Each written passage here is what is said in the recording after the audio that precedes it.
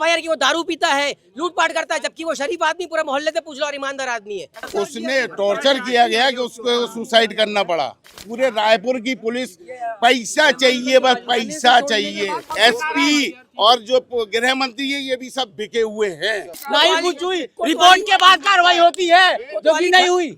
हम यहाँ से डेड बॉडी जब तक नहीं लेके जाएंगे, जब तक इन लोग अंदर नहीं होंगे, थाने में सब अंदर होंगे, उसके बाद यहाँ से जाएंगे हम लोग। ये थाना ऐसा है ना, जो इनको अच्छा रोकड़ा देगा, 1-2 लाख रुपए देगा, वो इनके लिए बहुत अच्छा है। IG को बुलाओ, SP को बुलाओ, पूरा थाना स्टाफ सस्पेंड होना चाहिए।